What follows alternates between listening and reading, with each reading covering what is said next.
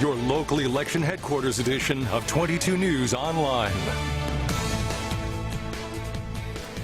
Good evening and welcome to this digital election special here on 22 News. I'm Don Shipman. The polls have just closed in Massachusetts and several other states, voting this Super Tuesday. So we're going to bring you some updates on the election throughout the next couple of hours here. But joining me right now, here to discuss all of this, political consultants Tony Cignoli and Paul Robbins. Now, they're going to be here throughout all of this evening to analyze the primary election, the candidates, and the implications this night has on the presidential race. But first, 14 states, including Massachusetts, were at the polls today in the largest primary of the campaign so far this Super Tuesday. More than 1,300 delegates are at stake from Maine to California. Now, the polling has seen Bernie Sanders, who won big in Nevada caucuses last week, and then Joe Biden, who dominated in South Carolina on Saturday, running 1 and 2. So after several presidential hopefuls dropped out after South Carolina, the top remaining candidates are Biden, Sanders, Elizabeth Warren, and Michael Bloomberg.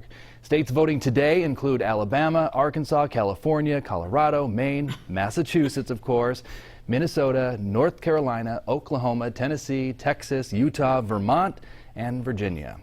So let's get right to the questions off the top here. The first one, what are the implications for tonight with 1,300 delegates up for grabs? And let's start with you. Well, the front-runner status of Bernie Sanders could be challenged tonight. I think the world changed for the Democratic Party and for Joe Biden last Saturday with the South Carolina primary. So the early results have him winning Virginia, North Carolina. He's head in Alabama. So that's a good result from what happened on Saturday. Personally, to be a homer, I'd love to see. I'm really interested to see what happens to Elizabeth Warren in her home state, because arguably, and I think Tony would agree, if you can't win your own home state, how do you have a national campaign going forward? So this is a big night, but it's not over. But a third of the delegates, as you said, will be determined tonight. And the front runner status, I think, is up for grabs. And you're looking right here on your screen. This is NBC News and the Democratic primary battleground. So, yeah, you mentioned Warren. If she doesn't win Massachusetts tonight, what happens? Is there a chance for her? Tony. Her campaign has already gone to Michigan. That's where she is right now. Yeah. Their game plan, their concept is to keep on going, but it's really tough because it's not just bragging rights for Bernie Sanders if she loses her own home state. It's the argument. You know, you can't win Massachusetts where you're popular, elected twice, United States Senator. That's problematic for her. More than bragging rights is the kind of thing that you can use to try to leverage her out and to make the case towards time to step aside. I think the odd thing was her campaign manager said yesterday there's a pathway to win the nomination through delegate collection throughout the 50 states without winning a primary, which is an astonishing way to look at it. I don't think they actually believe that. I think it's likely she won't quit after today because I think she wants to be an alternative to Sanders going forward. And she's got money. Yeah, and she's got the money to back it up. Yeah, 1,300 delegates up for grabs. Is the candidate whoever wins the most states tonight a lock for the nomination? No. No, definitely not. So yeah, let's walk through that and explain all of that. Why is that, first of all? Well, the biggest trove tonight is California, and we all know from the numbers that Sanders is going to do very well in California. The next big number is Texas, and the third after that is North Carolina, Virginia, which just went for Biden.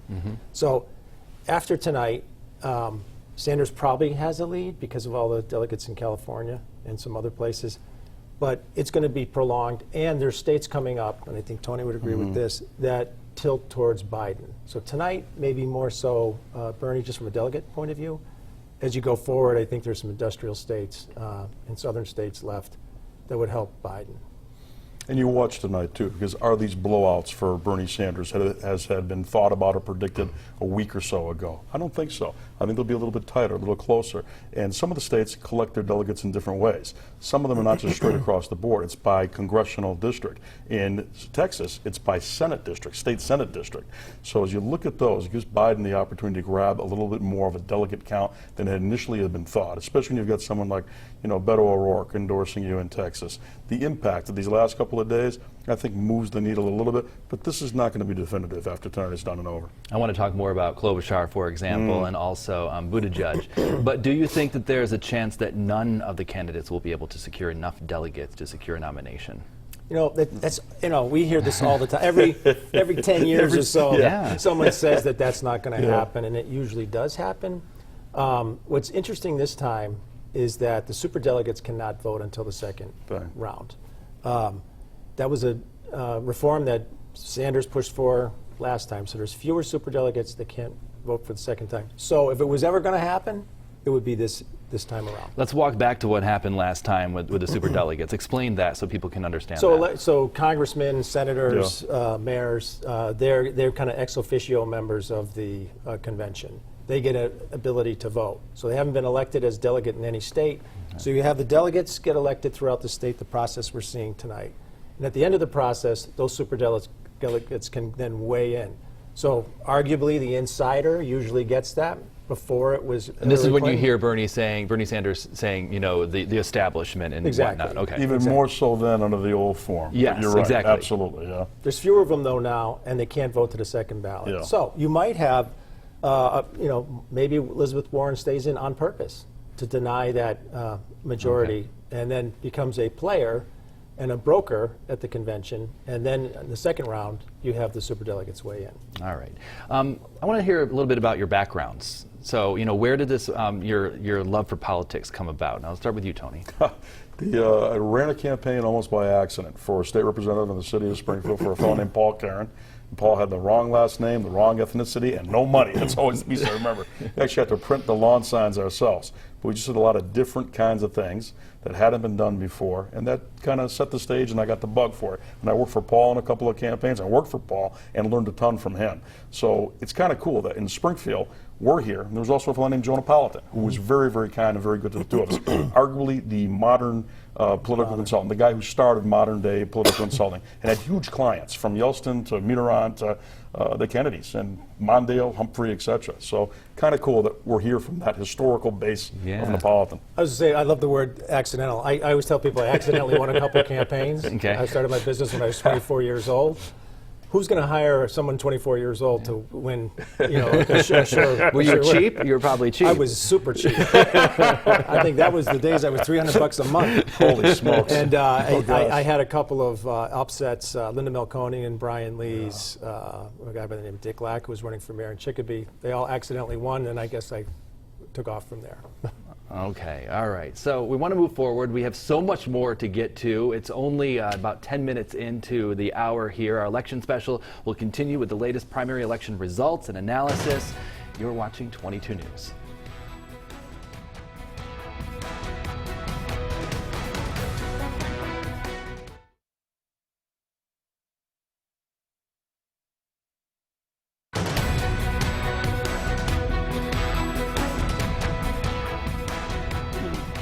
Good evening once again, and we're back here with our digital election special here on wwlp.com.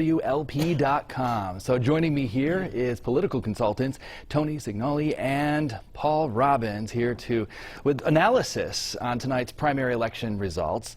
The front runner so far this primary season is Senator Bernie Sanders. He is spending this Super Tuesday in his hometown of Burlington, Vermont. In fact, we are waiting for him to make his way out in front of a large crowd. We're going to bring that to you live. Meantime, we want to show you this. He and his wife, Jane, showing up to their neighborhood polling place earlier today to cast their votes. Sanders is hoping to edge out rival Joe Biden, who has gained a wave of momentum after his win in South Carolina. Sanders says that he's feeling good about the outcome of today's critical vote. And to beat Donald Trump, we are going to need to have the largest voter turnout in the history of this country. We need energy. We need excitement. I think our campaign is that campaign. So there are more than 1,300 delegates up for grabs today. That's a third of what's needed to win the entire Democratic nomination. Heading into tonight, Sanders had 60 delegates pledged so far, with former Vice President Joe Biden at 54. So is Sanders still the favorite to win tonight? We're going to start with Paul on this one. Yeah, I think the way the map works, particularly California, which has the most delegates, I think that's going to allow him to maybe have the lead tonight, at least in terms of delegates. Going forward, it may shift. Interesting to see that there was a poll done today that since Saturday, Joe Biden has jumped 10 points, which in this business is extraordinary. You try to make jumps of 2 or 3 points over some period of time, that needle doesn't move that easy. To move 10 points is pretty extraordinary. So did that affect voters today? If I'm Biden, I'm wishing there wasn't early voting, because a lot of people have already We voted. talked about that in the Right. newsroom. Yeah, A lot yeah, of, absolutely. a week of early voting here in Massachusetts, right? So some people have already voted. I forgot the numbers off the top of my head. I can't think of it. But there were quite a few people that did early voting, and I wonder how many people regret that. There'll be a few. What's really seems to be taking shape, which is kind of cool in a weird way, is you had an inside and outside candidacy last time. You had Hillary Clinton, who was the insider, Bernie, the outsider. You had a lot of people in both spaces up until this past weekend. It looks like we're having a reprise of that, with Biden kind of being the heir to that mantle, and Sanders, who is, I always say campaigns are primary colors. You know exactly where he stands. Trump says, I'm going to build the wall. Sanders says, Medicare for all. With Clinton, you couldn't kind of figure out what that was. Biden may have that issue, but I think what's helping him is he's authentic in a time when there's so much noise. And I always call him Uncle Joe. Uncle Joe. That's the moniker. People It is, yeah. are comfortable with him. So it's really fascinating. It's almost playing out like it did 4 years ago. 230,000 early voters, Wow. 190,000 were Democrats. Okay, so let's talk about Biden. Why did he do so poorly early on? Didn't have his voice, didn't have his energy. But a lot of when it cluster. started, when he made Sure. the announcement, Yeah. He had it then. You're right. he was on point, right? Yeah. And then I All think white voters. Yeah. That's that right. people are where I saying was that, gonna go yeah. with these. I You always- look at those first states, Yeah, not right? reflective. Those were not reflective at all of America or Joe Biden's base at all. Okay. And you look at one of his key players, Larry Raske. That's something they realized early on, and that's why they realized they could take that gamble and say, "We're putting it all on South Carolina." They knew if they couldn't pull that off, it was done. But the other piece of this that's interesting right now, too, you take a look at the money that they have spent to the second. Joe Biden spent less than $2 million to do this today. Bloomberg spent over $250,000, point. $250 million for this day. That's amazing to see the money disparity. Klobuchar, Buttigieg, millions more than Biden. And the other thing, too, and I've seen it in some of the states out there, it's just a natural show up for Joe Biden. It's not an organization. He doesn't have that yet. Maybe you'll start to pick that up from some of the others. Maybe that all changes now. But to your point, he had a message, he faltered, but now he's back. Now that message works again. And they know him. America knows him. He was a vice president. but is that enough this day and age? If they know exactly the values that you want them to know about you, which I think is the case with him. But Iowa did us a great favor by screwing up its caucus. It'll probably never be a first in the nation. It's not going to have the ever clout that again. it once had. I mean, About time. all due Yeah. respect, it's the middle of the country. It lacks diversity. We're becoming more and more diverse nation all the time. But more than just the diversity aspect of Iowa, for example, and how poorly he did there, wasn't the fact, too, that he did poorly in all of the debates? He Well, he yes. wasn't strong. Yeah. Yeah. He has, there's an insulation, and I know Tony knows this as well. When you've been in politics all your life, there's an insulation that happens. He hasn't had to run for an office, really, since the first Yeah. Obama campaign, and you're the second fiddle there anyhow. Life and death isn't going to happen in what you say in that particular campaign. He had a safe seat in the Senate, so to be rusty is Yeah. probably being charitable at this Yeah, point. yeah.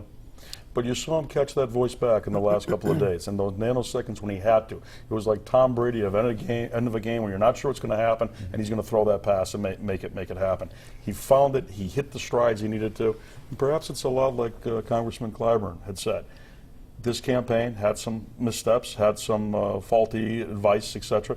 Now that changes. Wait till you see the new players that start to come in. And the money, it changes. money And the is going to Paul. pour Yeah. in. Yeah. is Because gonna he pour. did so well in South Carolina. Because people now realize it's probably a choice between two people. Yeah. Okay. And there are a lot of people sitting on the sidelines waiting for it to play Yeah. out. Now that money, super PAC money, is going to get directed to Exactly, Biden. He's yeah. going to be able to compete. 19 million in the last 4 days Yeah. total. Yeah. Yeah. Okay. Our election special will continue here with the latest on the primary election results and analysis.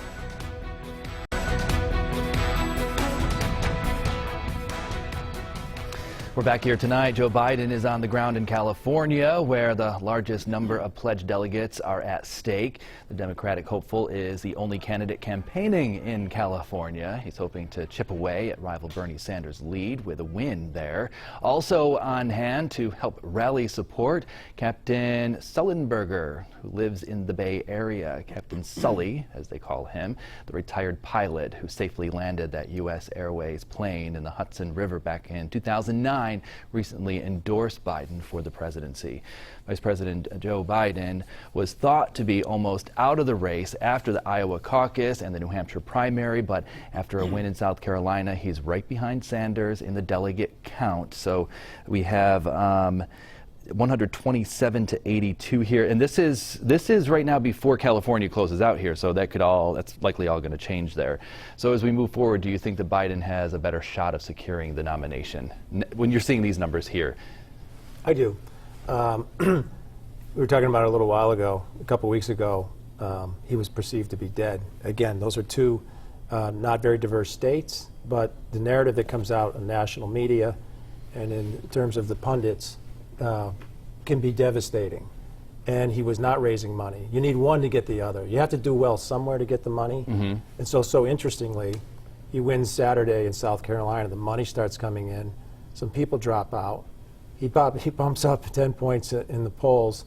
And I think Tony said something like $19 million has come in since Saturday. So now you've got a race. Bang.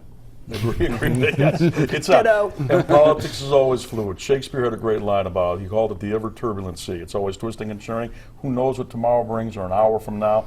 But there's so many machinations happening. And California is interesting to see some of the other folks that have endorsed Joe Biden. They all did it late. Boxer, Feinstein, the mayor of Los Angeles, Garcetti, those have some impact, I think, there. So as we watch those final votes come in from California, that'll be interesting. All right, so one of the major reasons Biden is gaining some momentum, Pete Buttigieg and Amy Klobuchar dropped out of the race. Both have their formal rival, both were. Buttigieg traveled to Dallas to appear with Biden Monday night for that Super Tuesday joint appearance, and then the former South Bend mayor says that Biden reflects his own effort at injecting a sense of decency and unity back into the American political system.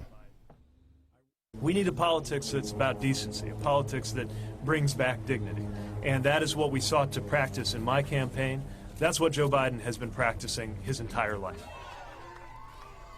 Buttigieg frequently warned Democrats against nominating Senator Bernie Sanders, and he's hoping that his Biden endorsement helps to coalesce his supporters around the former vice president. And Senator Amy Klobuchar joined Joe Biden on stage in Dallas Monday night as well after she ended her own presidential campaign. The two appeared at a large pre-Super Tuesday rally, and Klobuchar endorsed Biden just hours after she dropped out of the race. It capped off a big day for Biden, who also received the backing of Pete Buttigieg, and that was at a separate event like we mentioned there in Dallas. How wonderful it is to be What I want all of you to do is vote for Joe.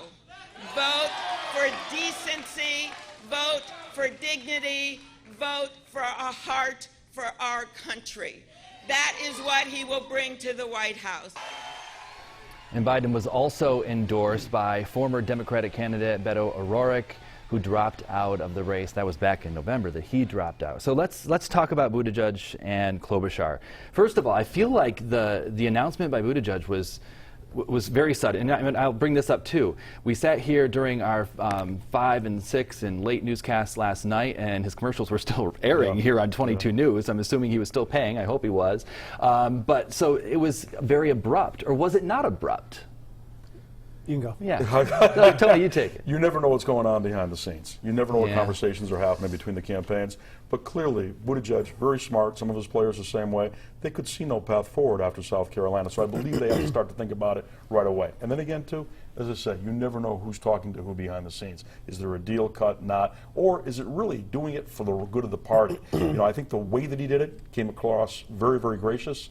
He's got a future. Pete Buttigieg has got a future in the Democratic Party. This is not the Democratic Party I know. Usually they kill each other up until the very end. So I think what's really happening, the party elders and all of the folks around all of these campaigns are really worried.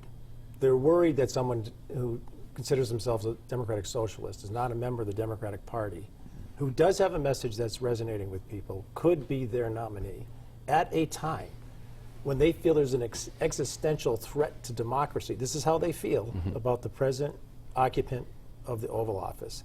It's extraordinary, and I think this idea that there have been a lot of phone calls going on, the level of these endorsements, the coordination of them, I think there's real fear that Sanders could be the nominee and could be hard to catch after tonight. So the usual Democratic way of killing each other till the very end has been supplanted by this real concern, so we're in different territory. Let's compare this to the Republican Party. Because I feel like 4 years ago, 4 years ago, right, yeah, there you go, yeah. because it seems very similar in that sense of what Republicans were doing. Should the party establishment get behind now President Donald Trump, or should they go in a different direction? Interesting. Very good point, because they did not do that. Yeah. They did not do right. that. However, if you look at Sanders doing well 4 years ago and Trump doing well, they came from kind of the same DNA in the sense that after 2008 and the crushing of the economy, and a lot of people got hurt, and the fact that the system doesn't work, and the amount of money that's being pumped into Washington, that you can't get a bill off of someone's desk to help people, that you have health care being threatened. People are angry. If you go back, even in our recent history, the insurgent usually wins. Bill Clinton was an insurgent. Barack Obama was an insurgent. Donald Trump was an insurgent. And if you look at polling, people want change, and they keep moving the needle of where that change comes from. So I think that's what got us here. And the Republican Party is now split into two parties, and I would suggest that the Democratic Party is split into two parties right now, too. That's my next question. Is it split into two parties right now, or will it be? Well, that's the interesting piece, and Paul makes the good point. Those who are supporting Bernie Sanders, there are a lot of people who are legitimately angry. The same people that were angry, in the last go-around 4 years ago, and for all the reasons that Paul just said. They're looking for more of a revolution than change. I think change is the most powerful word in politics always, but revolution is scary to a lot of players on both sides. The big thing right now for the Democrats is when the moment comes, when they've got a nominee. You can't afford to lose those folks that in the middle made that jump ball decision in Michigan and Wisconsin and Ohio and Pennsylvania and jumped the other way. You look at the undecided polls last time around. You take a look at independents, unenrolled folks. A lot of them are making up their minds between two improbable people, Donald Trump and Bernie Sanders. We look back at some of that. That made no sense to me at all, those folks in the middle. And I've said this often in the past. It's like picking between a Rolls-Royce Phantom and a Toyota Prius. Nothing in common, and that's who they were deciding between. Shocking to me. The people were very disaffected. Yeah. Michigan, 4.4 million votes cast. The difference was 10,000 votes. 10,000 votes is closer to 0% than it is to 1%. So if some of those Sanders people stayed home, which some of them did in Michigan, you now have a historic upset. All right. We're going to talk more about that aspect, too, because I want to know what happens then. Our election special is going to continue here. Thanks for watching 22 News.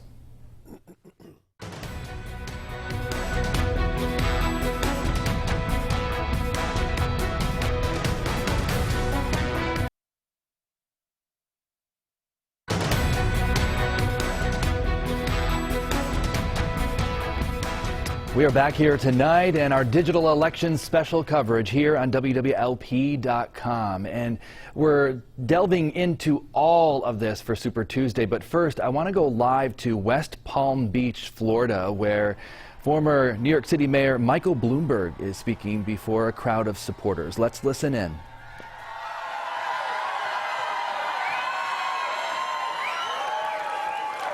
Enthusiasm they don't lack. All across America, I've been talking with voters, and my message is simple. I am running to beat Donald Trump.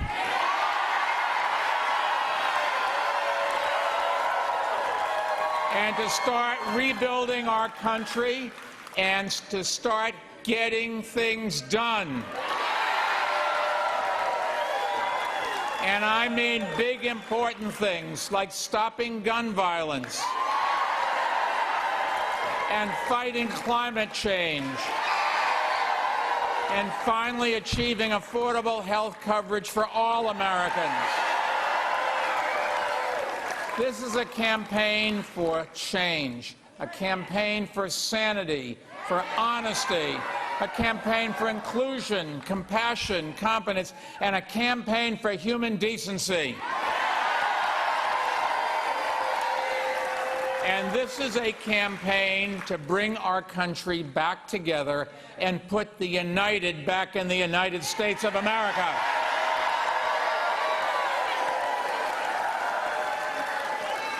That's the message I've been delivering not only to Democrats, but also to swing voters who will actually decide who will be our next president. And tonight we proved something very important. We proved we can win the voters who will decide the general election. And isn't that what this is all about? Now, while my fellow candidates spent a whole year focusing on the first 4 states, I was out campaigning against Donald Trump in the states where the election will actually be decided, like Wisconsin and Michigan and Pittsburgh and Ohio and North Carolina and, of course, Florida. Again, you're looking here live at former New York City Mayor Michael Bloomberg speaking before a crowd of supporters in West Palm Beach, Florida there. Sounds like he still wants to move forward there. Talking about unity, we were just talking about that. So what do you think? Does he sound does it sound promising for him? I mean, he's not doing as well as I think he would like to be doing. When you have a message that kind of cuts around the edges like that, at least I'm campaigning in the states that matter, you're kind of looking for a message. And it's pretty remarkable. I think you still, you know, the old 3 yards and a cloud of dust. You got to have field, you got to be in the race, you got to be meeting people. Yeah, you need TV and social media ads, but we may be learning tonight because he rocketed up in the polls just a couple weeks ago. But on the ground, when people are going out there to vote, we're finding maybe it's not sustainable. And he's a bright guy. I think he'll look at the results tonight. And if it looks like it's hurting Biden and he's taking from Biden, which is probably likely, and it's going to be a 2-person race, I would not be surprised to see him drop out. And I bring up that point there about when he said united, just like we were talking about with Buttigieg, talking about, you know, decency in the campaign, decency in the United States. It sounds very similar to that sounded very similar to Buttigieg right there. So it just makes me think a couple days ahead here. What's he going to do? Michael Bloomberg will think about his legacy. He'll think about his brand and his name. Here's a guy who's built that name, Bloomberg. So many amazing products, gigantic, multi-billion-dollar company. He'll think about that. And not long ago, before he came on this evening, his campaign manager had made an interesting comment that if he is not in this race, he will be one of the most important people in America to whoever the nominee is. So there's that Unless aspect. it's Bernie. Unless it's Bernie, who won't take his money. But you know, you never know, too, in a campaign, how things change. Maybe Bernie might rethink that at some point. Right? Yeah, you might need that kind of dough. Right. Watch your mic right there. I think it's going to fall off. There you go, yeah. Meantime, I want to just mention here, it looks like Donald Trump is projected to win Massachusetts. And then as far as where we stand in Massachusetts with Biden, Sanders, and Warren, a race between the 3 there, too close to call. So that's something to keep in mind. Interesting, really. Wow. Right? Biden as well in that mix-up still now. Wow. So yeah, okay. So what's more interesting is the fact that it's Biden's in there, or that Warren is like automatically isn't it? I mean, she's been here's a really strange thing about Warren. There's almost a 1-to-1 ratio between being able to raise a lot of money from a lot of donors and success in a primary. If you have hundreds of thousands of donors, you're making millions of dollars. You're winning parts of debates, and you can't win a primary, and you can't win your own home state. Something's fatally wrong with that campaign. All right, let's talk about Bloomberg a little bit further here. I want to discuss one of the major criticisms against Bloomberg was the stop and frisk policy that he enacted when mayor of New York, and he was attacked heavily at each of the debates that he participated in. Here was his response. Mr. Bloomberg had policies in New York City of stop and frisk, which went after African American and Latino people in an outrageous way. When I discovered that we were doing too many stop and frisks, we cut 95% of it out. Now, Bloomberg has since apologized for stop and frisk. Do you think that that controversy is over, or has it just begun? So let's say, I guess it all depends on how well he does, well, right? Remarkably, he apologized. Who does He that did. anymore, right? He did. I think that helped him. I think the issues are deeper than that. I think he has a long record in New York. I think he has a lot of African-American support, Latino support. He wouldn't be as successful in New York if he didn't. Yeah, that was a bogus policy. Was it on too long? For sure. The fact that he apologized for it, at the end of the day, people are walking into the poll and they're saying, who's best able to beat Donald Trump, and who can I trust, and who's most authentic, who most represents me? I think it's going to come down to that, other than an issue like stop and frisk, even though it's certainly not a good thing in your resume. And it's interesting too, because his approach with this controversy was to apologize. And when you look at Donald Trump, for example, there's rarely an apology. It's just so different. These are two very, very different New Yorkers with very different belief systems and backgrounds, certainly. And if you look at where Michael Bloomberg has put his money over the course of decades, billions that he's given away, he's actually affected a lot of change in the United States of America. And do you think that moving forward, if it were to be a Donald Trump and a Bloomberg with those approaches, how would that play out? They're going to be who they are. I would advise people to watch Where's My Roy Cohn, the documentary that was done about the pugilistic lawyer in New York who was part of the McCarthy hearings, whose student was Donald Trump. And what he told them is never, ever apologize for anything, double down and attack the opponent. And so that part is never going to change with the president. And we're seeing that play out, obviously. Sure. We have seen that play out. We're going to continue our coverage here on 22 News. We're live right now on wwlp.com, also the 22 News mobile app. We're going to have much more coming up.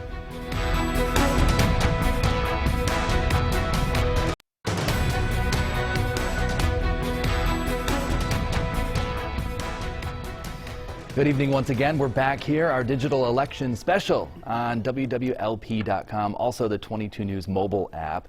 Democratic presidential candidate Elizabeth Warren cast her ballot in Massachusetts in the primary today. Senator Warren walked to the polls from her home in Cambridge this morning with her husband Bruce and dog Bailey in what once was a crowded field of competitors. Warren is one of the holdouts here. Warren had this to say when asked what her path forward is in this election. All those kids who were standing in the window, this is about their future. And it's about their future on whether or not we truly invest in education, whether or not we truly make the steps we need to be making to save this planet, whether or not we take the steps we need to make to keep them safe from gun violence. So Senator Bernie Sanders and Warren were statistically tied heading into Massachusetts primary vote. The recent Suffolk University poll found 24% plan to vote for Sanders, 22% for Warren. That's within the poll's 4.4 point margin of error there. And like I mentioned, right now it's a race between Biden, Sanders, and Warren. We have Biden, by the way, with 153 of the delegates, Sanders with 95. You can see that on your screen over there on the left-hand side of the screen right there. Let's talk more about Warren, because she should be doing better here in Massachusetts. One of the things I noticed about Warren, though, is I just don't feel like she's been traveling around the state. Has she? Well, she hasn't really been in our newscasts, except from our State House reporter, but that's in Boston. But realistically, she shouldn't have to. She's a sitting senator that is popular here. Okay. All right? So she's making the news. We have her on the news for whatever political thing she's doing and whatever. But why doesn't she have to travel the state? Why isn't she making an appearance here in Springfield? Because she's some time ago put Massachusetts in the bank, and that was probably at a time when she was raising more money than anybody else. About 6 weeks ago, she was #1 in the polling nationally. So you look at Massachusetts and say, you have so many resources, right? Even though she's raising a lot of money. She started to decline in resources over the last 3 or 4 weeks. Now you have to decide, what media markets am I going to buy? Where am I going to compete? Am I going to be in the Austin and Dallas market? Am I going to be in Virginia? And the map started to shrink for her, and the resources started to shrink. You should be able to win your own state. The fact that she's not able to, in my opinion, is kind of an indictment of a bad strategy from the beginning till now. There's got to be a point when you say, let's regroup, let's figure out what we want to do next. Why didn't they regroup, Tony? Regrouping was a week ago, 2 weeks ago. That Yeah, should have why happened. didn't they do it then? Interesting. Not really sure why. Was it resources? Was it just putting it in the bank and being so confident all would be well? And of course, you don't have a crystal ball. You don't know the impact of Bloomberg's advertising. You don't know what's going to be happening with Joe Biden, which we've seen in the last few days. Frankly, she had some really great campaign organizers and workers in Massachusetts that helped her to win the United States Senate. They were campaigning in South Carolina as recent as Friday and Saturday for her. They weren't back here at home. They were on down there. Volunteers and others, paid staff, not here at home. Amazing. Here's what she expected. She expected to finish at least third or second in New Hampshire. She was doubled by Amy Klobuchar from Minnesota. At that point, you have a scramble of about 2 weeks to say, do we go back home and you know, protect our own home base? And the money starts to dry up. You know, these things move so fast, Don, that after that showing, that campaign was in serious trouble. And so maybe the idea would be to bring it all back home. But now you're not a national campaign. How much of an impact did Michael Bloomberg have on her? Because we talk about, 2 weeks ago we needed to regroup. The Warren campaign needed to regroup.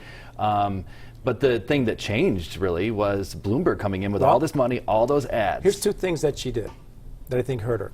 She attacked Bernie and said he lied about a woman can't become president. And she attacked Bloomberg unrelentingly and seemed to have won the debate. The problem in these campaigns is you have only so much time to have an aspirational message about yourself. And she's a terrific debater and destroyed both, Bloomberg and other people on the stage, but wasn't laying out a vision. People really want that in that sliver of time that you have. She didn't do it. I think she's paying a price for it. I think a lot of people thought she was fake after she came up to Bernie Sanders after the debate, and there was a hot mic, and she brought that up. It almost seemed very planned. And definitely very contrived, very planned. And the other part of that, it was not the Elizabeth Warren that people know. That may be what was missing here too. Paul's right. She went on the attack. She did the hard work for everybody else. She went after Bloomberg. She took her earlier shots at Biden, etc. But the other piece of this, Elizabeth Warren, who did that amazing 60 Minutes interview before she was even a United States Senator, where she cried, one of the greatest economists in America, and I can't figure out this person's credit bill, right? That thing that got her elected, that put her in charge of the Consumer Affairs Bureau, working with Barack Obama, running for the United States Senate. There's a much better story to Elizabeth Warren. She's a much better candidate, much better political player, much better public servant than this campaign's allowed her to be or her strategy has allowed her to be. The other thing is there's only so many lanes you can live in, right? She tried, in a sense, out Bernie, and that was not going to happen. You could tack as far to the left as possible. The folks that are committed to Bernie are not going anywhere. And so where's the room? And we're finding that now on the middle of the road side. That lane is narrowing and just becoming Joe Biden. That is a fundamental. And Don, what Paul said a little bit earlier too, it makes me think of something you just said now. It's not just about lanes. It's about making that case. What am I going to be able to do for you as President of the United States? She made that case very well when she ran for the United States Senate against Scott Brown. Here we weren't hearing that. And that's going to be the key thing for whoever the nominee is. What am I going to be able to do for you? They got to like you to vote for you, and you got to be able to touch them in their heart and move them in their wallet to get that final bottom line. So now that we have Biden, Sanders, Warren, it's their race here in Massachusetts. What is the Warren campaign? What are they doing, thinking right now? Here's what I actually think is happening. Okay. I think she's going to stay in it and accumulate some delegates because she has a very good field organization. She is going to run out of money. She's thinking possibly, I think, that there might be a brokered convention. And she wants to be part of that conversation. And she wants to give voice to the issues that are important to her. I think she's going to stay in as long as she has money. She may stay in to the end. And if you have a brokered convention, maybe she ends up on the ticket with Joe Biden. The last brokered election was, 1952? The likelihood of that even happening? I mean, she's going to bank on that? Or it's just her way of staying in? I think it's both. I think it's a way of staying in, and if there was ever going to be a brokered convention, this might be the year. And then she could have, let's say she has 400 or 500 delegates, and you need a couple thousand to win, and someone's at 1,800.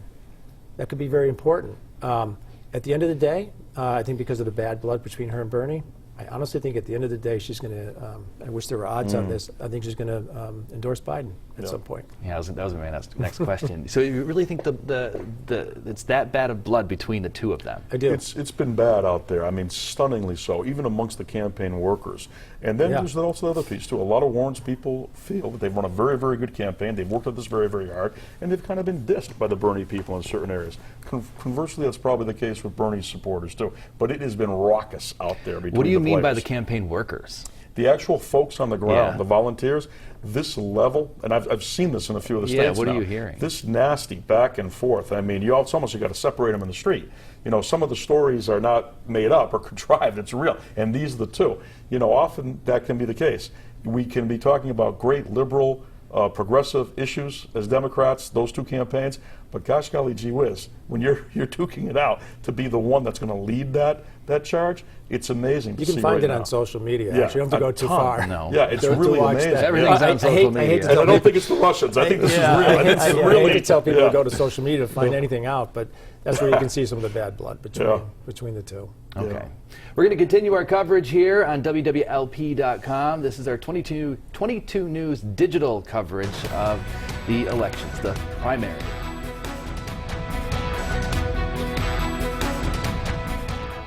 It is just before 9 o'clock, and we're back here, our digital election special coverage here on wwlp.com. The polls have closed here in Western Massachusetts, of course.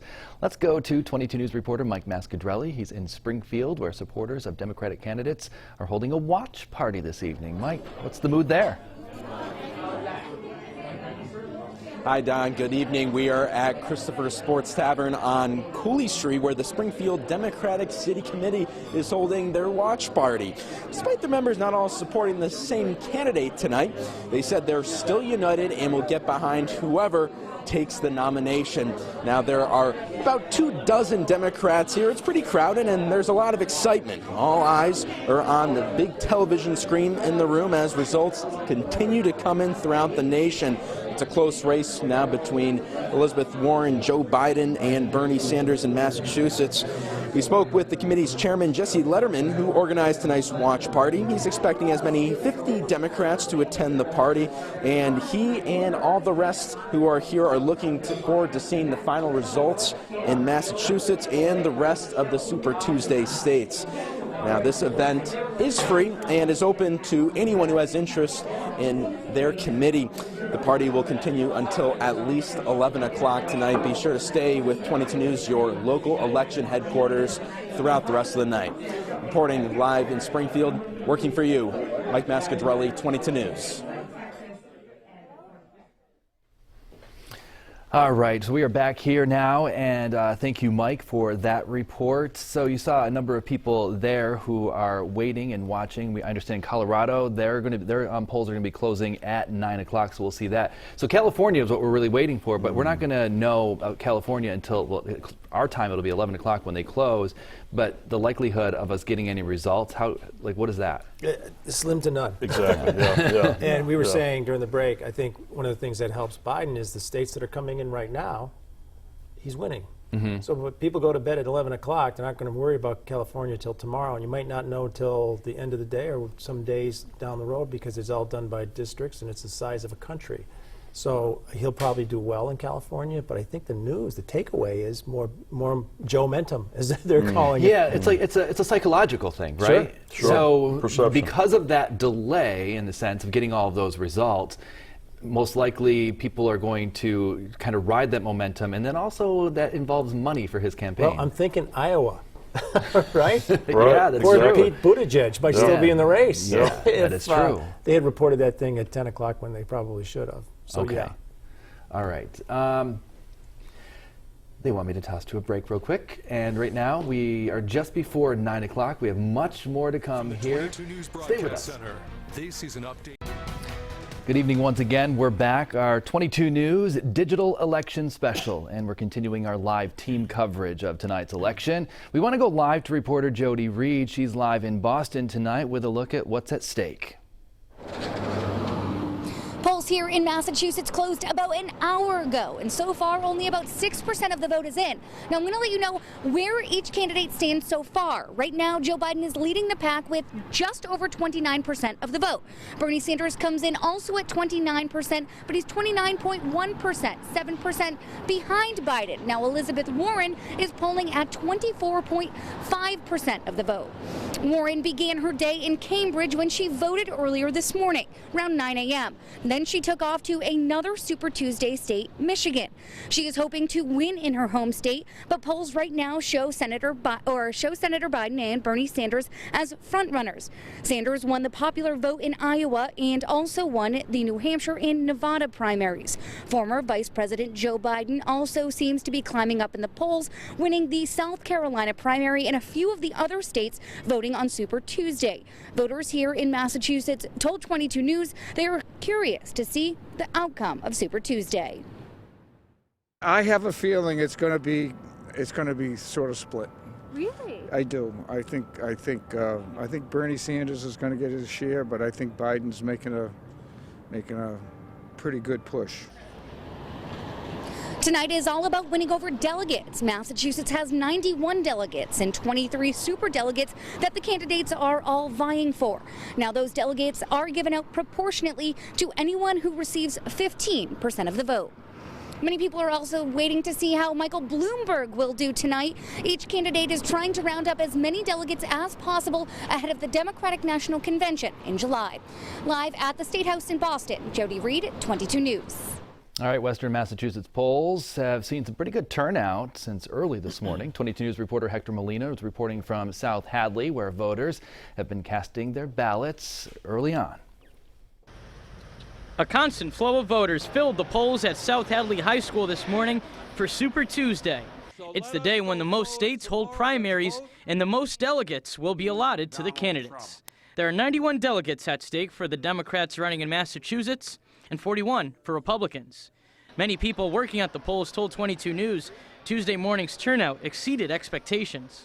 Primaries are even more important because if you don't get your candidate in during the primary, you don't get to vote for him in the general election. So people should be more into the primaries. In addition to the presidential primary, there are also 2 local elections in Western Massachusetts. One in South Hadley, where there's a contested race for 2 select board seats. Even though today's main focus is on the national election, many local races saw a significant voter turnout. You're getting a draw for all your boards, and at the same time, you're getting people that are interested in what happens in their community precisely, but then also at the main stage in the country. Northampton also has a local election where voters will decide whether to approve a property tax override. Working for you in South Hadley, Hector Molina, 22 News.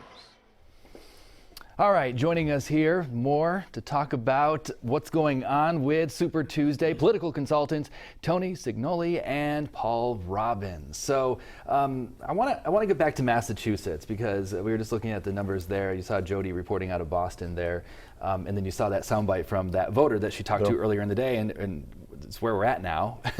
that guy kind of predicted where it's at. He goes, I think it's going to be split here. Biden, Sanders, and Warren, and that's where it is right now. Massachusetts too close. I know, he was right on. So, yeah, like, is this something that we talked about Warren's campaign, but is this something that Bernie's campaign thought would happen? Well, I'll tell you what, a week ago we weren't talking about Biden being in the running for those 3. It was 2 weeks ago or 3 weeks ago, it was Warren. Then she stumbled in New Hampshire. And I think I remember talking to one of your news crews about, is this going to be an issue for Warren? And yeah, it's a jump ball now. But I think we all thought it'd be between the 2 of them and not. Not with Joe Biden having this kind of. Especially you thought it would be Warren and Bernie, not Joe Biden. Right. That would be the battle, yeah. Okay. With the Massachusetts Democratic electorate being left, progressive, and the relationship they already had with Bernie and with Elizabeth Warren, look how well he did in Massachusetts 4 years ago. You know, he already had base. That seemed to be the case. And Joe Biden didn't have an organization on the ground. And even as far as his big Boston rally, Joe Biden wasn't even there. There's just a lot of folks, surrogates coming out for him and all. No money spent, no organization on the ground. this is a bit of a surprise to see these kinds of numbers. Yeah, but the caveat I would throw out there, I would almost guarantee you every member of the Massachusetts congressional delegation, almost, not all, is with Biden. And that could be private at this point, and certainly within those networks of being supportive of Biden. But again, we go back to the jump ball that happened in South Carolina. It's safe to come out now for Joe Biden. His guy might win. Well, and you saw Bernie Sanders' campaign just leave South Carolina and focus some of their attention here in Massachusetts. About a week and a half ago, opening up an office in Holyoke, a campaign office. And then, obviously, this past Friday it was with the campaign. And that campaign was put together pretty much last minute. I was down there for the campaign rally, and I was talking to some of the people who actually work at the Mass Mutual Center, and they said that this was done in like a 3-day period. The game was going on at the same time, and everything was happening all at once. It's like the casino business used to be. Where's the opportunity, right? What happens is this thing shifts so fast. Resources come in and out in a day. And you could have a big day, raise $3 million, and the next week you don't raise as much. Then you've got to recalibrate. The numbers change, things happen, people leave the race. So you really have to be able to move quickly. And essentially what they saw was a wounded Warren. So someone after New Hampshire said, hey, you know what? We can win Massachusetts. She did so poorly in New Hampshire, a neighboring state, with a lot of people who actually work in Massachusetts living in New Hampshire. Big export. And I think they just told me that Tennessee has been projected for Joe Biden. Joe Biden, The beat goes on. Right? And interesting, too, in that state, because of what happened with the tornado from overnight, I think it was upwards of 22 people killed in that tornado. And they were kind of shifting and changing around the way that they were doing some of their polling locations, trying to make sure that all the polling locations were open, so making sure everyone had an opportunity to vote. But that just came in again. Yeah, the other thing that's out there is polling has showed that, I think today there was some exit polling that found that a majority of the Democrats going to the polls think of themselves as moderate. If a majority felt that they were liberal and to the left of liberal, that would bode well for Bernie. But the other caveat is that these are southern states.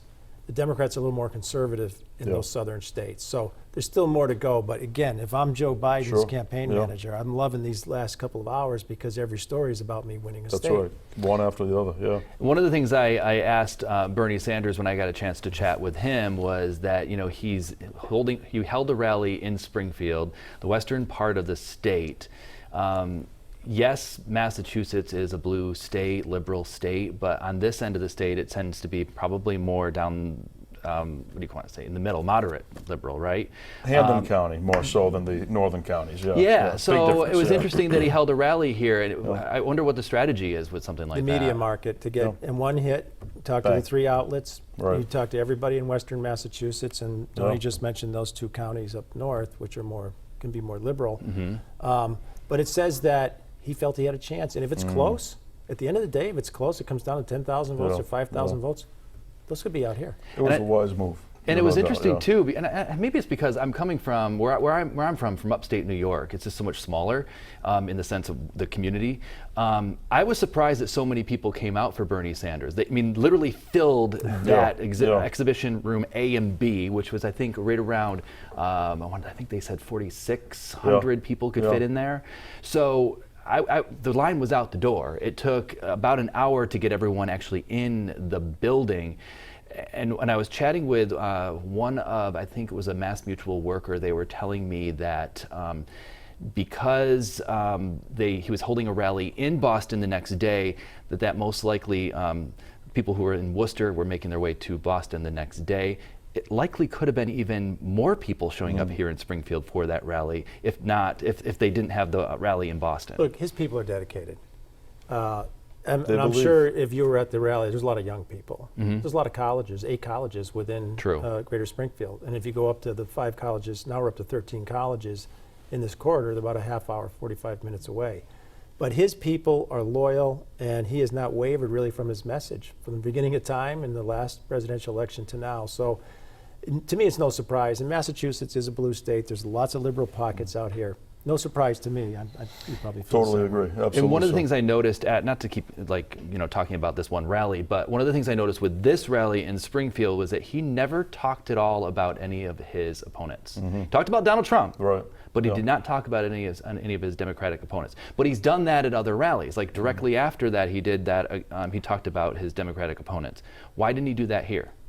Well, it's close here, right? Okay. I think he knew he was close, and why offend somebody? There are other opportunities to do that. He just wants to generate. The other thing, the reason you vote, you visit a place just before the elections, generate turnout. Primaries are low turnout generally. If you can get an extra 10,000 people or 1,000 people or 1,500 in Springfield because you were there, I got excited, and the people I was with got excited. So totally a turnout type gathering. And rule of thumb is you don't attack that player in their own home area. Certainly you're going after their votes, but you don't want to make it too personal. And then there's one other piece of this too. So many of those Bernie Sanders people from 4 years ago, and now they worked really hard to elect Elizabeth Warren to the United States Senate. There's some popular, they're the same people. Okay. You look at the members of the state legislature who are supporting one or the other, Warren or Bernie Sanders. These are folks that work together every day on other liberal progressive causes, especially north of Holyoke in the upper counties. So I think that's the other piece of this too. Okay. Our 22 News digital election special will continue with the latest primary election results and analysis. We'll be right back. We're back here now, 22 News digital election special. Now for a look at some of the local primaries, and voters in several communities in Hampden and Hampshire counties were given a second ballot today. Now that is because of a special Senate election in the 2nd Hampden and Hampshire district. The primary for that race is today, but Democrat John Velas and Republican John Kane are the only candidates on the ballot for their respective parties. Holyoke is one of the communities in that district, and the polls were busy at the E. N. White School. This was right around midday. One Holyoke resident told 22 News why voting is so important to her. Voting is crucial because I'm a citizen, and I should have a say, and everyone should have a say in how the country is run. Voters in the 2nd Hampden and Hampshire Senate District will also go back to the polls for the special election on March 31st. Northampton residents are voting in a local election today, along with the presidential primary. 22 News reporter Nick Oresco is live in Northampton with a look at the property tax override that's on the ballot. Hey, yeah, that's right. Voters here are voting on a $2.5 million property tax override. Of course, polls closed at 8 o'clock tonight, but I do have some unofficial numbers that Mayor David Narkowitz did tweet out about a half hour ago. It says that 62% of people said yes on the override, while 38% said no. Of course, this is unofficial results, but as of right now, it looks like the yeses do have it. Now, an organization that supported the override question today do have an election party. We actually just came for that. Quite a few people there. They all there, of course, voted yes on the ballot question. Now, according to the mayor, the override is expected to help eliminate Northampton's roughly $1.1 million budget deficit in the upcoming fiscal year. That starts on July 1st. Narkowitz has been going ward to ward in a series of town halls to explain the proposition to residents and why he thinks the city needs it. Narkowitz told 22 News tonight more than 50% of Northampton's operating budget goes to education, and that is why residents here should do it. We spoke to one resident who was voting earlier this afternoon. If you don't use your right to vote, then you can't complain in the end. So, I encourage everyone to go out, vote, because otherwise, at the end of the day, you can't really complain. It's going to be. Now, there's also a selectman vote for the town of South Hadley. Those numbers have not come in yet either. Again, polls did close at 8 o'clock tonight. We will have those results for you coming up on the CW Springfield at 10 o'clock and on NBC for 22 News at 11. For now, we are live in Northampton this evening. Nick Oresco, 22 News. Political consultants Tony Cignoli and Paul Robbins here to talk more about all of this. So he said this is unofficial results out of Northampton with this override. 62% said yes, 38% said no, and this is that $2.5 million property tax override. Let's start with the beginning. Explain what this override is all about. Who wants to take that? Sure. The mayor made the case that he had a shortfall in the city budget, and under Proposition 2.5, you've got to go to the electorate. You've got to put this on the ballot to go above the 2.5 cap. 1980, Proposition 2.5 was put forth by the people of Massachusetts. They voted for this, and that's the way municipalities have to move forward. Very difficult thing to accomplish. In fact, Paul's one of the few people I know who have actually accomplished one of those races. And when did that start here in Massachusetts? In the 80s. 80. Really? Actually, Okay. 80 it passed, and it started almost immediately, yeah. So, yeah, because I'm from New York State, and it's relatively new in New York State, actually, so it's kind of interesting. So it's difficult for this to happen, and you said you actually I did managed one in to do Springfield this. when Mary Hurley was mayor, and she put her, just like it sounds like the mayor of Northampton, put her personal reputation on the line. And it was for fire, police, some school stuff. These almost never pass because people do not want to raise their own taxes. One famously recently just lost in Holyoke, an override for a middle school that was desperately needed. So this is impressive, and I think the fact that the mayor put his reputation on the line, and from what we heard from the reporters, that he was knocking on Nick doors. did a great job with that. He caught that, and I haven't heard a lot of other people do that. Nick Oresco. The mayor went to every single ward and held a specific neighborhood ward public hearing in that ward. Tell me what you think here. He and Paul said something a little earlier off air. The mayor put his name on the line, like Mary Hurley did back in the day. And to compare those two votes, Holyoke and Northampton, I think a lot of people are going to do that right now. In Holyoke, a lot of folks were surprised that override did as poorly as it actually did.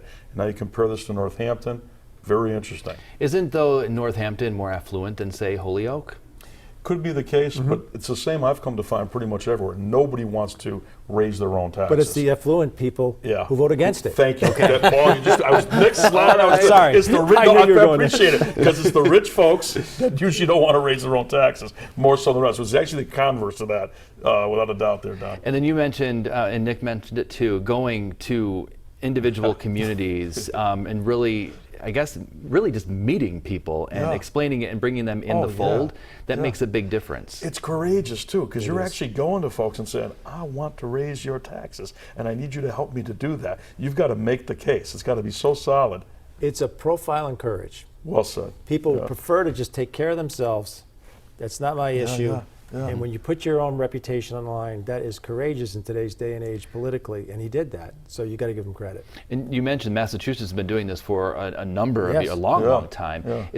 Do you know how many states in New England or in the country that do have this on the books?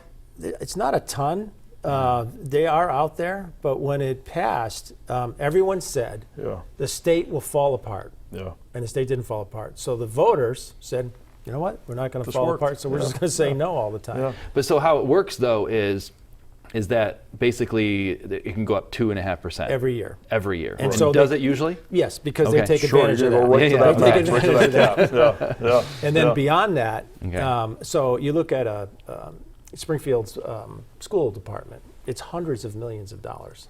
2/3 of it comes from the state of Massachusetts, the funding for that. Because poor districts like Springfield cannot get, there's no way that the property tax would match that. And if you're constantly saying no to Proposition 2.5 overrides, you need state help.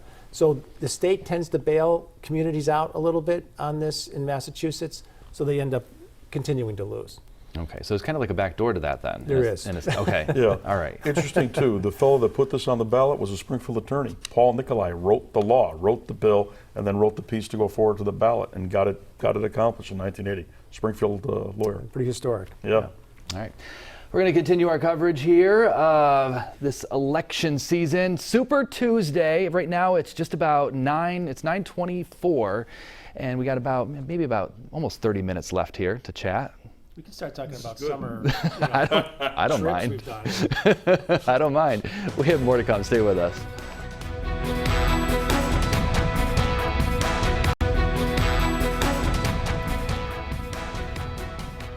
All right, we are back here, 22 News Digital Special Election Coverage. Real quickly, right off the top, though, I want to go over some quick numbers here. Out of Massachusetts, Joe Biden is leading with 16% of the precincts reporting here, so only 16%. Joe Biden with 33.8, Bernie with 27.8, Warren with 20.6, Bloomberg with 11.9. 2. Let's switch over now to the Republican side and President Trump holding a pre-Super Tuesday rally in North Carolina. That was last night with an eye toward that state's battleground status in the general election. During the rally, President Trump took some tough shots at Senator Sanders and Vice President Joe Biden, claiming that he wouldn't truly be overseeing his own administration if elected. For Sleepy Joe, he doesn't even know where he is, what he's doing, or what office he's running for. Actually, I honestly don't think he knows what office he's running for. President Trump has held rallies shortly before each of the first 5 primary contest dates this year. He knows how to monopolize TV coverage. Yes. He really, really does. I want to talk a little bit more about this because, I want to go back to the numbers. We have Joe Biden. This is with 16% of the precincts reporting, and you said that's an important aspect. I'll tell you what, yeah. I mean, you don't know where it's coming in, whether it's Boston, it's suburbs. If those numbers hold up and we're at 50%, now that's a big story. Yeah. Because neither of us, I don't think, were thinking of Biden in that mix. It was really, even the polling had it between Warren and Sanders. And so the question was, could she hold on to her own state? So, I mean, it's early. You'd put a big, asterisk around it.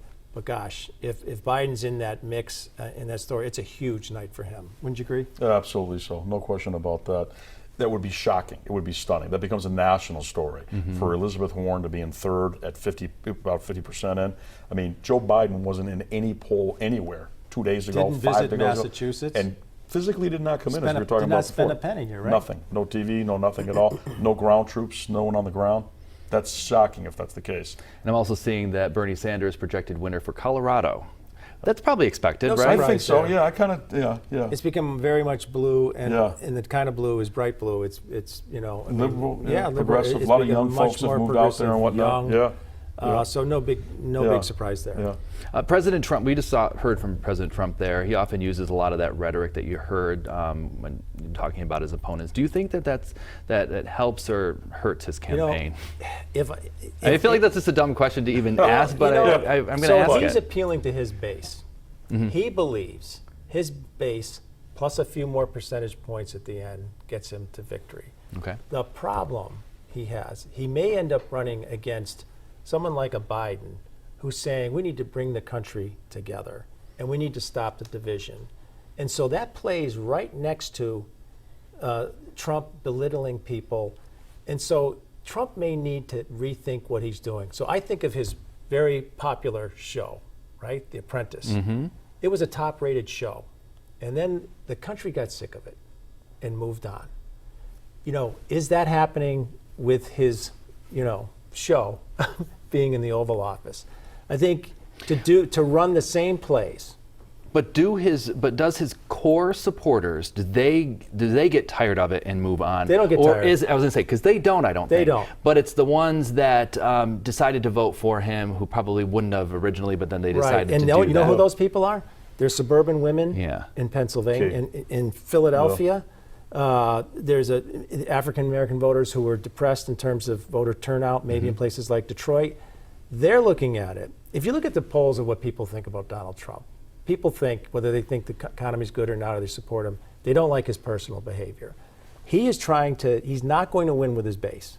That is a fact of life. He may not realize that because that base got him into office along with some perfect storm. So we said earlier, there were 4.4 million votes in Michigan. He won by 10,000 votes.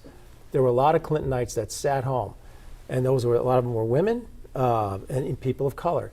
He's got to get into the middle and get some of those people in some of those key states, which I don't think he will unless he changes gears. But he might. He might change gears. I mean, just watching that soundbite was from last night. Do you think he's capable of doing that? Does he want to do that? I don't think he personally is capable of doing that. I think the people around him at some point in time might say, maybe his daughter, maybe a few other key folks.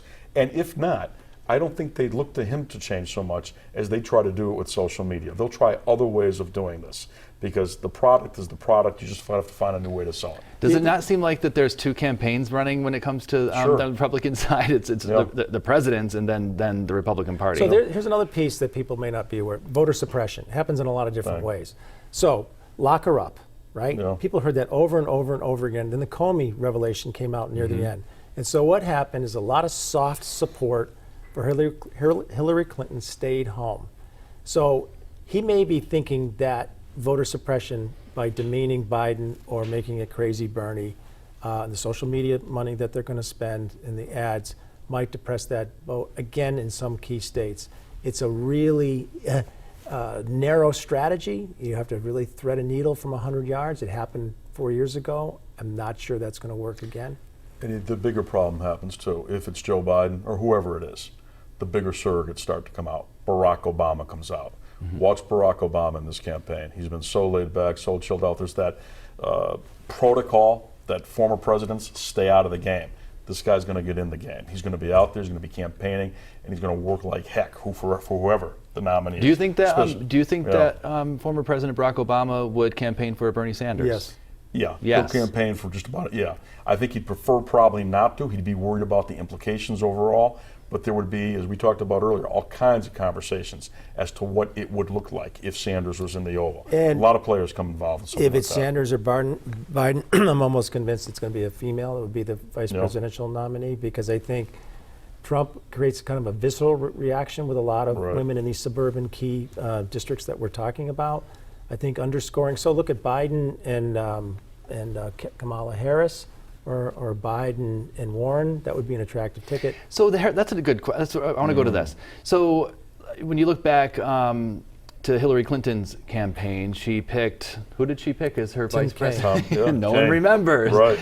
Why is it that they don't just pick from the pool that they've been up against? Well, is it because they've created a situation where they don't like each other anymore? If she had Bernie on the ticket, she probably would. Right?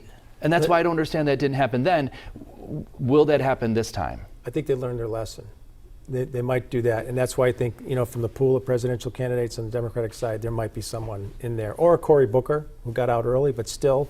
He's still relevant. Relevant. Much better candidate than the campaign allowed him to be, absolutely. Yeah. Interesting. And then you mentioned Senator Warren as, would that happen? I mean, nobody thought that John Kennedy would put Lyndon Johnson, who hated him, on the ticket, and the rest is history. Pragmatic. If you want to do amazing things. Ronald Reagan and George Bush. Yeah. Did not ran like against each other. Yeah. Interesting. Okay. President Trump faces any serious challenge from primary challengers like former Massachusetts Governor Bill Weld. No, the money's just not there. The energy's just not there. Not there for It's Trump's party now. Yeah, it's changed dramatically. I mean, that's why we say there's two parties, right? There's the traditional Republican Party that believed in open borders in terms of economic, trade deals and free trade. Those things are all changed now. And you've got a lot of the key players in the party with significant challenges too. Mitch McConnell, Lindsey Graham. They sound like long shots, but they're not looking as long shot as they did before. Money's being raised by their opponents. Those campaigns have not just become campaigns within their home states. Those are national campaigns. That money's coming in. And that's why who's at the top of the ticket and who the surrogates are will make a difference. You just don't need to win a presidency here. You've got to take the Senate to get anything done. Senate's going to be huge. Yeah. Interesting. Yeah, we'll be doing that again. We'll be doing this again. Yeah. We have more to come. Stay with us.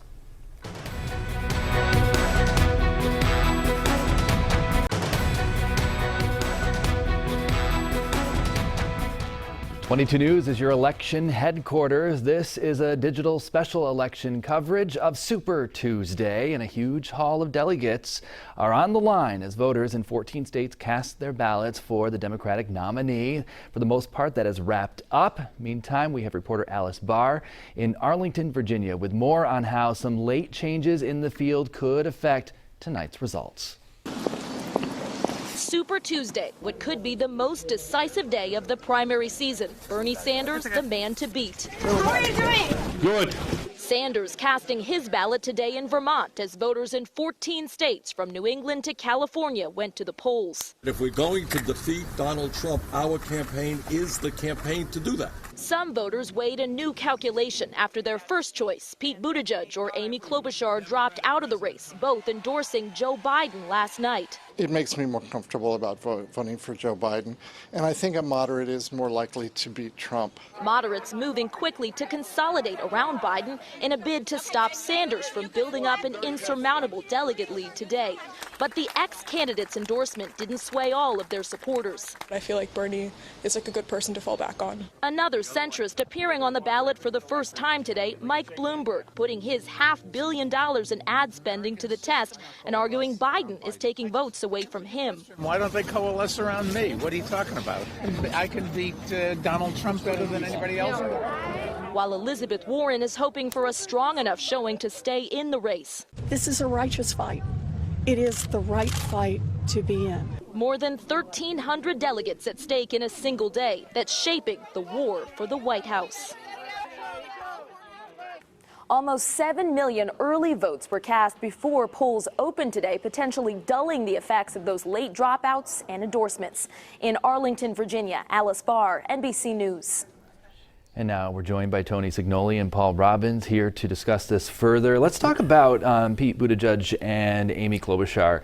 Who do you think voters voted for instead of them, since they're out? I think that they were very clear what they wanted their folks to do, and they made good arguments for it. I think their folks went to Joe Biden. So they listened. Voters listened. Yeah. Their supporters. Those who had not already voted early, I think they got the drift that this is the way we need to go. Yeah. We're seeing, Joe Biden doing very, very well, and you were just saying earlier that he's doing better than you had expected.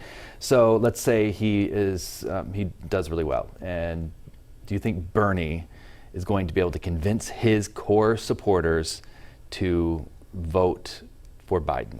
He has a better shot than Hillary did. Yeah. Because there was a sense that they baked the whole process last time to help Hillary. That everybody at the DNC was allegedly playing fair. In the back rooms, they were supporting Hillary. So there was a bad taste in the mouth. There was also the superdelegates that were on the first. And that's changed. And that's changed. I think it'd be a less of a stretch for the Bernieites to support Biden. And I think the world's changed because Donald Trump is president. And so these democratic values, they're not that far off. I mean, what Biden's asking for is to expand the Affordable Care Act and head in that direction. I think it'd be much, much easier. I think a lot of Bernieites sat on their hands, and I think that's the perfect storm that brought us, Donald Trump. What about you? I agree with that. I think that when the moment comes, it's such an historical thing. If Bernie is not the victor, that it would just almost be implausible to think that with everything he has said, everything that he believes, what he talks about with his movement, etc., that he would stop short of doing anything to defeat Donald Trump. Certainly, there'll be conversations behind the scenes. He'll want things. What concessions are made on certain things. But when it comes down to the healthcare piece, if it's Trump, it's the exact antithesis of what it is that Sanders wants. With Biden, there's opportunity. There's wiggle room in here. There's an opportunity to have a say in forging what might go forward in the Biden administration. So partly, here's what's at stake. Today, the Trump lawyers going to the Supreme Court to try to deny 21 million people who are still on the Affordable Care get them off, scuttle it. Yeah. Part of the provision of the Affordable Care Act is pre-existing conditions. 2 weeks ago, Donald Trump tweeted, "I saved pre-existing conditions." Right. 2 weeks later, and all the way through that before, he's been trying to scuttle that. That is something that will unite the Democratic Party. And they won the House back 2 years ago, one issue, healthcare. Do you think overall, though, the Democratic Party is trying to find its identity? Yes. Absolutely. That's what I think a lot of this has been. This back and forth. Who are we? Where are we going? Etc. That's what I think that the Democrats are dealing with. They're trying to find their identity, and they're trying to find the right person that can beat Donald Trump. Yes, and there's also a generational thing. We were talking earlier about the Joe Kennedy race in Massachusetts against Ed Markey. You have two people that you've laid down on top of each other philosophically. They're the same person, an inch, right, of distance, and this is going to be a battle, and maybe the new guy wins. It's generational, and the irony is that Bernie is inspiring younger politicians in America to rally around him. Yeah, they're trying to find their identity, but as Al Davis used to say, win, baby, win. That's what they want to do. Bottom line, yeah. So we're going to go to bed tonight, probably not knowing what happened in California. We'll wake up tomorrow morning. What do you think we're going to wake up to? Biden in the headline. Yeah, Biden will be the headline everywhere else because of the accomplishments across the board. I mean, Tennessee, Arkansas, did anybody see that earlier? Probably not. Minnesota, if those That would numbers be hold, huge. I mean, holy smokes, he's smoking it in Minnesota. It's stunning, absolutely amazing. Those will be the headlines. And you know, it's not just the results of tonight. It's what these campaigns do with those results. What you're doing on social media, what you're doing traditionally. That is Raising impressive. money. Exactly. You're raising money. You're making the phone calls. Players are working that. That has More endorsements. Exactly. You watch the establishment. Everybody starts to come over. Absolutely. It makes it okay. What's happened now, it goes from being Uncle Joe to being Joe Cool. And everybody starts to move to get on the team. Okay. He's still Uncle Joe to me. I like that too. All right, thank you so much for joining us here on our 22 News Digital Election Special, and thank you, Tony Cignoli and Paul Robbins, for being here and all of your analysis. It's very helpful. We're going to continue our election coverage throughout the night here. Make sure to join us for 22 News at 10 and 11.